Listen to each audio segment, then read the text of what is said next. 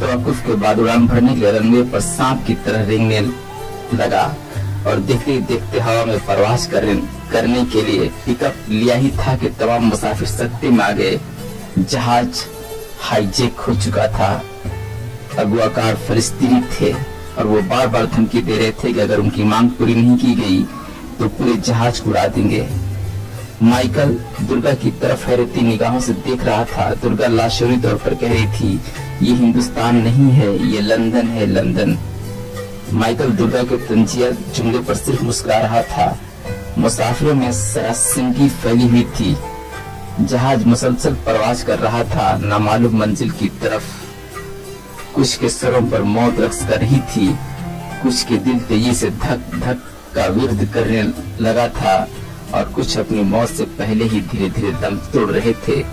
दुर्गा अनाप शनाप बकती जा रही थी कि इनके कलकत्ता देखने का ख्वाब धुआं बनकर हवा में तहरीर हो रहा था और माइकल दुर्गा के माँ बाप के गलत मशवरे पर बरहम हो रहा था। अगर वो जिद नहीं करते तो वो स्विट्जरलैंड में हनीमून मनाने के लिए चल पड़े होते। वो अंदर ही अंदर बुदबुदा रहा था, हिंदुस्तानी जिस कदर भी तरक्की कर जाएं, आखिर बेवकूफी रहते हैं। फिर वो इधर उधर देखते हुए यूं चिल्लाया, कहीं से आवाज आई, मास्को मास्को। ये सुनते ही उसे न जाने क्या सूझी। उसने दुर्गा को अचानक किस किया और आहिस्ते से कहा, सामने मौत है, बेहतर है हम कुछ रोमांस कर लें। दुर्गा ने अपने सीने पर हाथ रखते हुए जवाब दिया, ये वक्त रोमांस करने का नहीं बल्कि गॉड को याद करने का है। तुम याद करो अपनी गॉड को, मैं देखता हूँ। माइकल ये कहते हुए तेजी से उठा और एक नकाबपोश की तरफ झपटा ही था कि दूसरी तरफ से गोली चली और दुर्गा के सामने अंधेरा छा गया। जब उसकी आंख खुली तो उसने अपने आप को एक अस्पताल में पाया। उसे इस अस्पताल में ज्यादातर जहाज पर सवार मुसाफिर ही नजर आए। वो चीखी, माइकल माइकल। तभी किसी ने उसके कंधे को थपथपाते हुए कहा, सॉरी मैडम, आपके शोहर को जहाज में ही मुर्दा पाया गया। ये सुनकर वो बहुत रोई मगर उसके आंसू पोंछने वाला यहाँ कोई नहीं था। आखिर अपने आप उसकी हिचकियां बंद हो गईं। अब वो एक नौजवान डॉक्टर से इस अंदाज में पूछ रही थी जैसे अब वो बिल्कुल तन्हा रह गई हो। आखिर अगवाकारों का क्या हुआ? वो सब मारे गए, मगर उन्होंने जहाज को अगवा ही क्यों किया था? वो सरजमीन फलस्तीन से इसराइल के वजूद को मिटाना चाहते हैं, तो फिर वो अपनी जंग इसराइल में ही क्यों नहीं लड़ते? इसलिए कि इन्हीं ताकतों के बल पर इसराइल का वजूद कायम है। डॉक्टर के जवाब से मुतमईन नहीं हुई। कुछ सोचते हुए वो उठ खड़ी हुई और खिड़की के पास आकर बाहर देखने लगी। मुत्तहिदा रूस का झंडा फड़फड़ा रहा था। वो सोचती रही, यह अजदहा एक दिन दुनिया को निगल लेगा।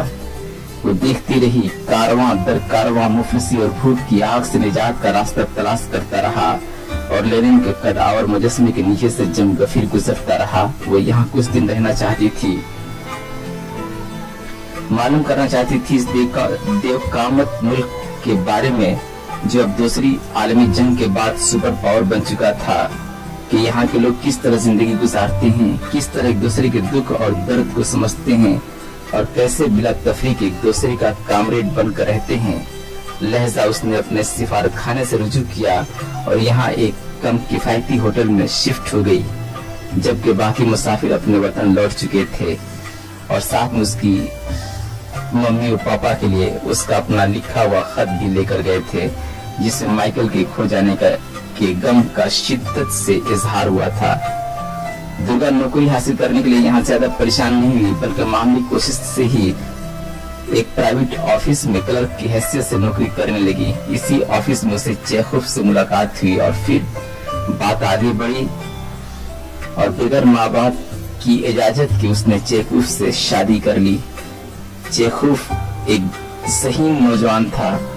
उसे रूस की अजमत बहुत प्यारी थी, मगर उसे हमेशा ये ख्वाहिश रही कि वो किसी हिंदुस्तानी लड़की से ही शादी करेगा। यही वजह थी कि वो दुर्गा को शरीक हयात बनाकर बहुत खुश था।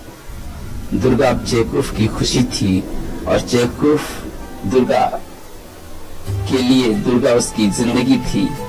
वो एक शोहर की हैसियत से दुर्गा की छोटी छोटी बातों का ख्याल रखता था, मगर दुर्गा का जमाना माजी बराबर उसके ताकुब में लगा रहा। वो खुशी की खेती उगाना चाहती थी, मगर एक खौफ, एक अनजाना डर उसकी छठी हिस्स से निकलकर उसके ज़हन पर थोड़े बरसा रहा था।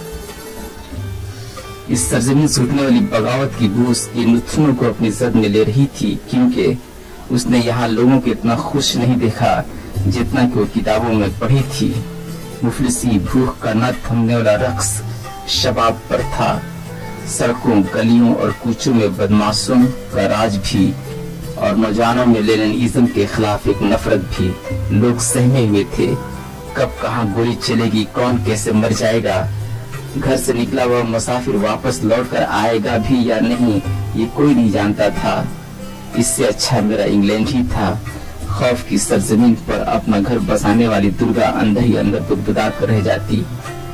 किसी आवारा परिंदे की तरह यहाँ से उड़ जाना चाहती थी, मगर चेखोव की मोहब्बत ने उसके पैरों में बेड़ियां डाल रखी थीं और चेखोव की खुशियों का हिस्सा बनती गई, जिसकी एवज में इस रशियन खूबरू नौजवान को सरकारी मुलाजिमत हासिल हो गई और वो जीना बजीना तरक्की करने लगा। किसी दौरान अफगानिस्तान से रशियन मिलिटेंट्स की वापसी का ऐलान हो गया और चेखोव सिफारतकार की हैसियत से बगदाद में नॉमिनेट कर दिया गया। लिहाजा दुर्गा भी शोहर के साथ वलियों के देश में आ पहुंची। यहाँ कर उसे अजीब और गरीब तजर्बे हासिल हुए। उसे मालूम हुआ कि मुसलमान कितने हैरत अंगेज लोग होते हैं, अपने मेहमानों की कितनी इज्जत करते हैं, अपने पड़ोसियों को इतना ही ख्याल रखते हैं जितना कि वो अपने घर के मेंबरों का ख्याल रखते हैं। उनकी दुनिया दीगर कौमों की दुनिया से बिल्कुल अलग थलग उसे नजर आई। वो मजीद उनके मुतालिक जानने का मुश्ताक हुई और तवारीख का सहारा लेकर उन्हें समझने की कोशिश करने लगी। सिर्फ यही नहीं, बल्कि यहाँ आकर उसके तौर तरीके इस्लामी तर्ज के होने लगे थे। कोई अनजानी सी ताकत उसे मुसलमानों के मजहब की तरफ माइल करती चली जा रही थी। वो यादगारों की तरफ बढ़ी। नजफ में हजरत अली रज़ी अल्लाह अन्हु की दरगाह पर गई तो उसे एहसास हुआ कि वो उस दौर की खातून है जब इस्लाम अरब में पनप रहा था। करबला में हुसैन रज़ी अल्लाह अन्हु की यादों का सैलाब उमड़ आया। उसने महसूस किया उसके अंदर करबला का मैदान जाहिर हो रहा है और वो इस मैदान में एक अकेली कूफियों के हिसार में चीख रही है, खुदा से डरो, उसके कहर से पनाह मांगो, लौट जाओ। मगर उसने अपने बदन को तीरों से छलनी होती हुई महसूस किया। उफ खुदाया, ये तेरी कैसी बंदगी है। बिल आखिर वो चीख पड़ी थी और उसकी आंखों से आंसू निकल पड़े थे। वो क्यों रो रही है? उसने अपने आप से पूछा, मगर उसे कोई जवाब नहीं मिला।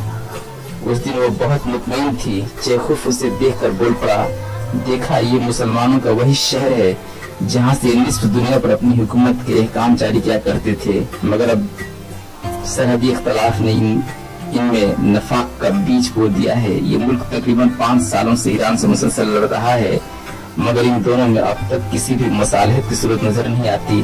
दुर्गा ने कुछ सोचते हुए जवाब दिया, मुझे इनकी मौजूदा हिस्ट्री से कहीं ज्यादा इनकी मजहबी तारीख ने मुतासिर किया है। चेखोव हंसने लगा, ये आज भी वही है जो बरसों पहले थे। दुर्गा उसकी बातों पर गौर करती और मुसलमानों की तारीख के मुताले में जुट जाती। यूं दिन हफ्तों में, हफ्ते महीनों में और महीने सालों में तब्दील हो रहे थे कि अचानक रूस में बगावत की आग और देखते ही देखते गोरबाचोव की क़यादत में मुत्तहिदा रूस टुकड़ों में बट गया। दुर्गा चेखोव के साथ रूस वापस आ गई। यहाँ दोबारा आने पर उसने इंग्लैंड माँ और पिताजी के पास ट्रंक कॉल किया, मगर उसे वहाँ से कोई खबर नहीं मिली। लिहाजा पिताजी के करीबी दोस्त से रुजू किया तो उसे मालूम हुआ कि उसके जाने के बाद ही उसके पिताजी शीतल देवी के साथ कलकत्ता लौट गए हैं। उसने मालूम किया वो लोग कलकत्ता कहाँ गए होंगे। उसे बासर जराये से खबर मिली उनके कुछ पुराने दोस्त गोरियाहाट में अभी भी मौजूद हैं और वैसे भी उनकी अच्छी खासी प्रॉपर्टी अभी भी वहाँ मौजूद है। लिहाजा वो वहीं जा बसे हैं। ये खबर मिलते ही दुर्गा चेखोव को कलकत्ता चलने पर इसरार किया, मगर चेखोव आजकल इस कदर मसरूफ हो चुका था कि वो कहीं जा नहीं सकता था। फिर भी दुर्गा का दिल रखने के लिए उसने कहा, दुर्गा तुम अकेली कलकत्ता चली जाओ। दुर्गा ने कुछ सोचते हुए बहुत धीमे लहजे में जवाब दिया, देखो इन दिनों तुम्हारे मुल्क में जंग जैसी सूरत पैदा हो गई है। रुपये की कीमत रोज बरोज गिरती जा रही है, महंगाई आसमान छूने लगी है। ऐसा करते हैं कि हम दोनों साथ ही चलें। चेखोव ने उसकी बात पर सिर्फ सर हिलाते हुए जवाब दिया, अच्छे वक्त में वतन मेरे साथ था, आज वतन बुरे वक्त में है तो मैं इसे छोड़ दूं, हरगिज़ नहीं। और वैसे भी मेरा तबादला सिफारतकार के हिस्से से अमेरिका होने वाला है। मेरा मशवरा है तुम मेरे साथ अमेरिका ही चलो। दुर्गा चेखोव की बातों से मुत्तफिक हो गई और कुछ ही दिनों में वाशिंगटन जा पहुंचे। रूस पर अमेरिका के बढ़ते हुए सियासी, समाजी और मुआशी दबाव की वजह से चेखोव पर भी काम का बहुत ज्यादा बोझ बढ़ गया था। उसे फुर्सत नहीं मिलती कि वो दुर्गा को अमेरिका घुमाए। लहजा दुर्गा ने भी एक कदम आगे बढ़ाया और बहुत जल्द कुछ अहम सहेलियां बनाने में कामयाब हो गई, जिन्हें पाकिस्तानी सफीर की बेगम राबिया खातून से उसकी बहुत ज्यादा कुर्बत हो गई, जबकि बाकी व्हाइट हाउस में काम करने वाली थीं और कुछ सोशल वर्कर्स थीं। उनका मिलना जुलना रबिया के घर ही होने लगा।